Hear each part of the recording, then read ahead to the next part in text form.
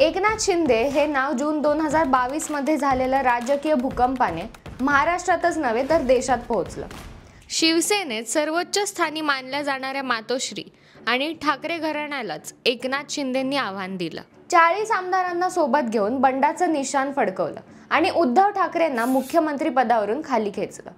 त्यामुळे एकनाथ शिंदे एका रात्रीत देशात पोहोचले। मात्र ठाकरेंना आव्हान देण्याची ताकद शिंदेंमध्ये कशी आली? एकेकाळी उदरनिर्वाहासाठी रिक्षा चालवणारे शिंदे मुख्यमंत्री पदापर्यंत कसे पोहोचले? जाणून घेऊयात आजच्या व्हिडिओमध्ये। एकनाथ संभाजी शिंदे हे एक भारतीय राजकारणी आणि महाराष्ट्र राज्याचे विद्यमान उपमुख्यमंत्री आहेत। शिंदे हे महाराष्ट्राचे पूर्व मुख्यमंत्री देखील आहेत। 2015 ते 2019 पर्यंत एकनाथ शिंदे हे सार्वजनिक बांधकाम खात्याचे कॅबिनेट मंत्री होते। ठाण्यातील कोपरी पांच पखाडी विधानसभा मतदारसंघाचे ते आमदार आहेत। 2004, 2009, 2014, 2019 आणि 2024 असे सलग 5 वेळा ते महाराष्ट्राच्या विधानसभेत निवडून गेले आहेत। बाळासाहेब ठाकरे आणि आनंद दिघे यांच्या प्रभावामुळे ते 1980च्या दशकात शिवसेनेत दाखल झाले होते। जून 2022 मध्ये त्यांनी महाविकास आघाडीचे सरकार असलेल्या शिवसेनेतील 40 आमदारांना सोबत घेऊन आपला वेगळा गट स्थापन केला असून सध्या ते त्या गटाचे प्रमुख आहेत। भारतीय जनता पक्षाच्या सोबत शिवसेना शिंदे गटाने महाराष्ट्रात सरकार स्थापन करून या सरकारमध्ये एकनाथ शिंदे हे मुख्यमंत्री होते तर देवेंद्र फडणवीस हे उपमुख्यमंत्री होते। केंद्रीय निवडणूक आयोगाने दिलेल्या निकालानुसार शिवसेना पक्षाचे नाव आणि धनुष्यबाण चिन्ह शिंदे गटाला मिळाले।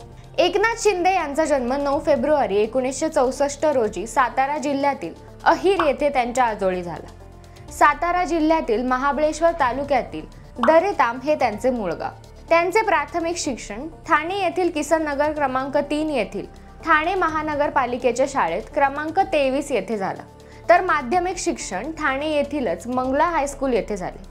घरची आर्थिक स्थिती हलाखीची असल्याने शिंदेंनी काम करण्यास सुरुवात केली। सुरुवातीला त्यांनी ठाण्यातील माशांच्या कंपनीत सुपरवायझर म्हणून नोकरी केली, परंतु त्यानंतर ऑटो रिक्षा चालवण्यास सुरुवात केली। याच काळात ते राजकारणाकडे वळले।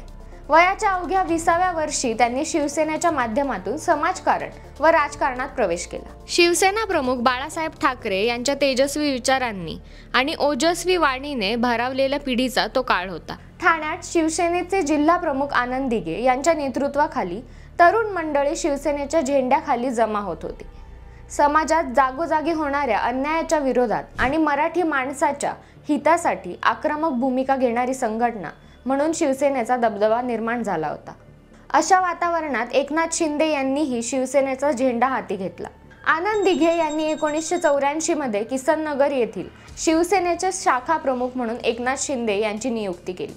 तेव्हापासून श्री दिघे यांच्या नेतृत्वाखाली अनेक आंदोलनांमध्ये एकनाथ शिंदे यांनी भाग घेतला। गोरगरीब जनतेला स्वस्त दरात धान्य उपलब्ध करून देणे, टंचाईच्या काळात पाम तेल उपलब्ध करून देणे, नागरी समस्याविरुद्ध सरकार व प्रशासनाविरोधात केली जाणारी आंदोलने यातही एकनाथ शिंदे आघाडीवर असायचे। सन 1986 साली सीमाप्रश्नी झालेल्या आंदोलनात एकनाथ शिंदे यांनी ठाण्यातील शिवसेनेच्या 100 कार्यकर्त्यांसह भाग घेतला होता। त्यावेळी बेल्लेरी येथील तुरुंगात त्यांना 40 दिवस कारावास झाला होता। एकनाथ शिंदे राजकीय जीवनात पुढे जात असताना त्यांच्यावर काळाने मोठा आघात केला। ते वर्ष 2000।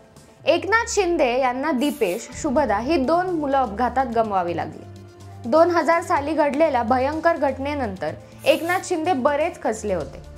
एकनाथ शिंदे यांचा तिसरा मुलगा श्रीकांत शिंदे यांनी डॉक्टरचे शिक्षण पूर्ण केले। त्यानंतर ते राजकारणात आले।